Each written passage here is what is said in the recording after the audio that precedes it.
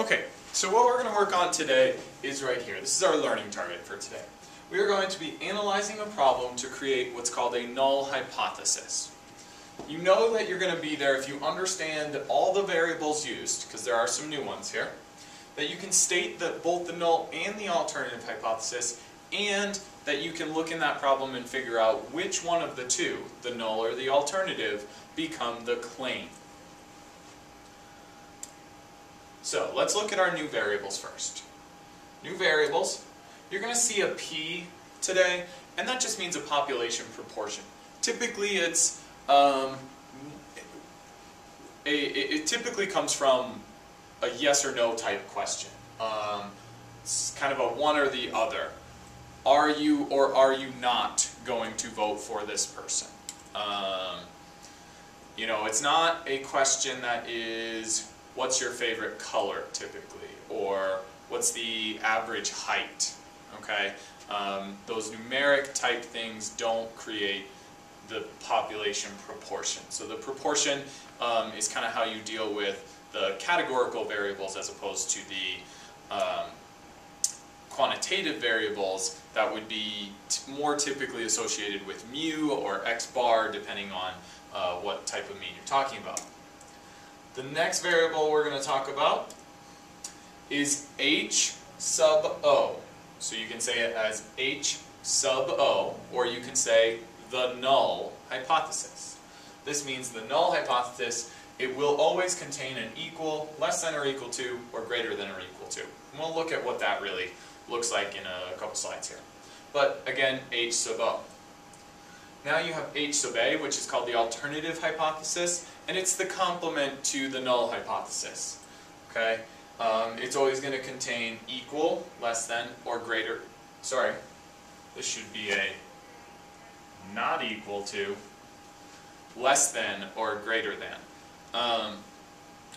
What you see here is that the null might be something like, I assume this is true, and that word is indicates the equal to section, and then the alternative would be that it isn't true. Alright, let's talk about complements, because I did just address those a little bit. We know that equal is the complement to not equal to. So if I use equal in my null, I must use not equal to in my alternative. If I use less than or equal to, then I'm going to use greater than in my alternative. So if the null hypothesis looks like one way, the alternative hypothesis should look the other. Likewise, if I use greater than or equal to, the complement to that is going to be less than.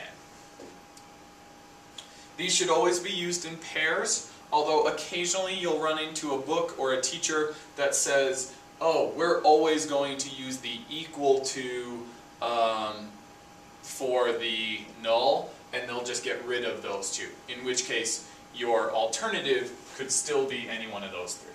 For the purposes of this class, I'm going to ask that we use all three of these to indicate whether we think the null is less than or equal to, or greater than or equal to, as far as that goes. Alright,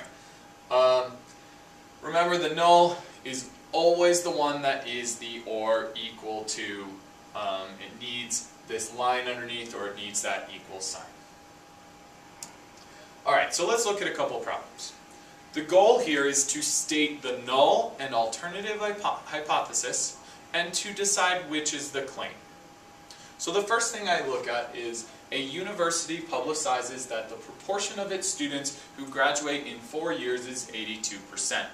And the way we can set this up is simply to say, I'm going to make this a little thicker here.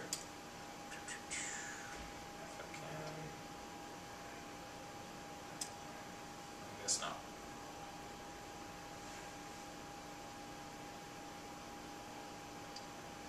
Alright, so we're going to say h sub o, and in this case we have a proportion, because you either graduate in 4 years or not.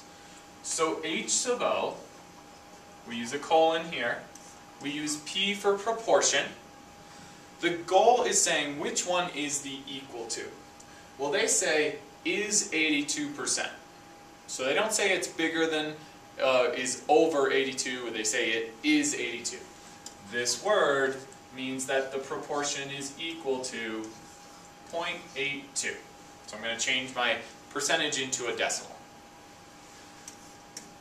The h sub a is also regarding p, and this would be if the proportion was not equal to 0.82.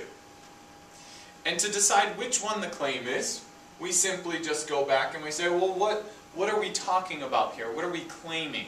Well, the university is claiming this. So I just write in my claim right there. That's how you do this problem. So we're going to have h sub o, the null hypothesis is p equaling 0.82. That is the claim. The alternative hypothesis is p does not equal 0.82. Alright, so let's look at an example that has mu in it.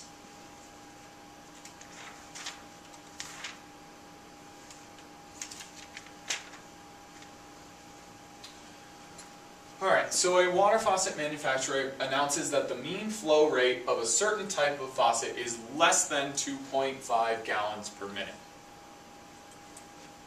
Alright, so I'm going to look at this. I know I'm going to have h sub o and h sub a, and I always kind of like to start here. This sets me up correctly. I put my colon right here. And then in this case, what I'm talking about is the mean. Okay? So I'm going to have mu.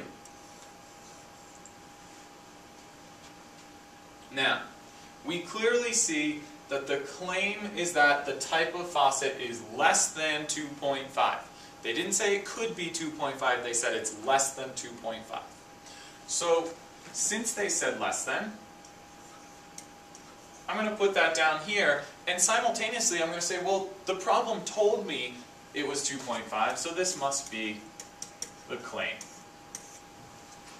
And now I could just refer back to my complements and say, well, if I have less than for the alternative, the complement must be greater than or equal to 2.5.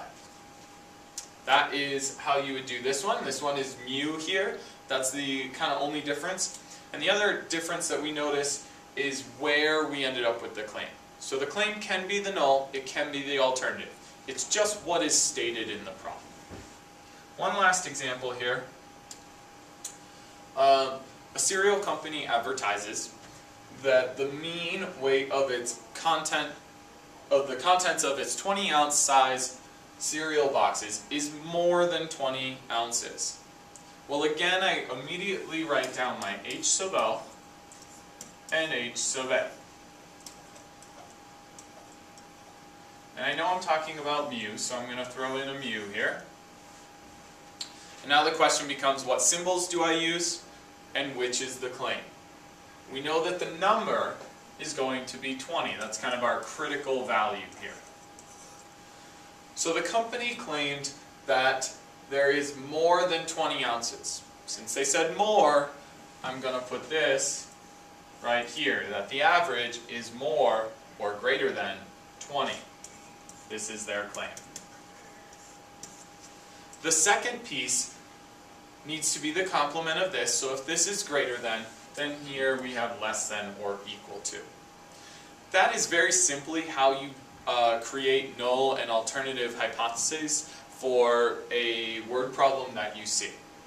Again, hopefully today we've addressed